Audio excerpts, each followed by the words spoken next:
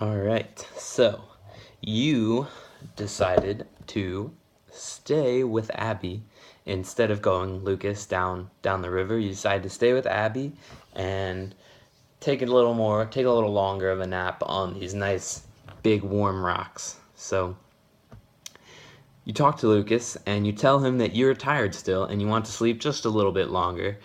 Um, you tell him that you can go down fishing and in a few hours we'll catch up, or you can come back and find us here and everything will be okay.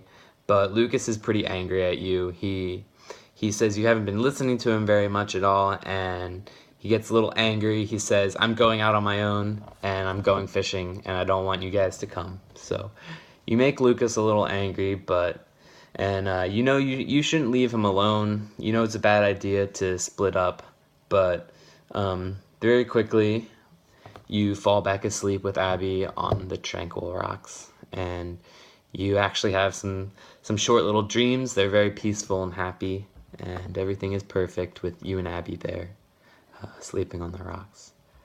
So, a few hours go by, and it starts to get dark, and you guys are still asleep, but you finally wake up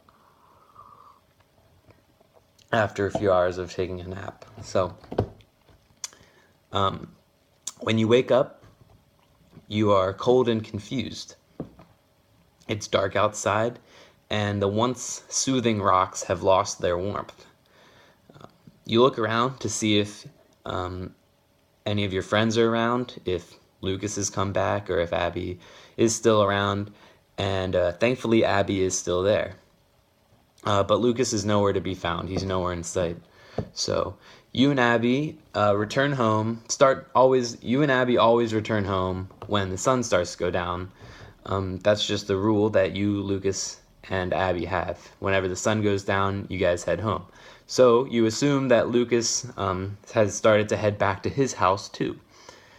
The two of you and Abby, begin to walk home.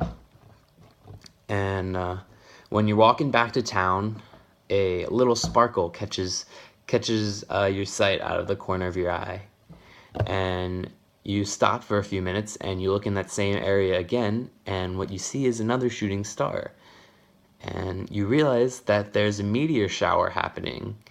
There's hundreds of stars, shooting stars all across the sky. So you're stuck in the moment. You realize that this meteor shower is amazing and beautiful, and you want to stop and watch the beautiful sky as it turns nighttime and everything's getting dark and more stars become visible. But you also don't want to be late because you know you'll make your mom and dad start to worry about where you are. So, do you tell Abby that we should stop and watch the stars? Do you tell her about the shooting stars and stay with her all night and watch the stars? Or do you head home to your family because you know they want you to be home by a certain hour? Decisions, options. What do you choose? Do you stay here or do you head back to town?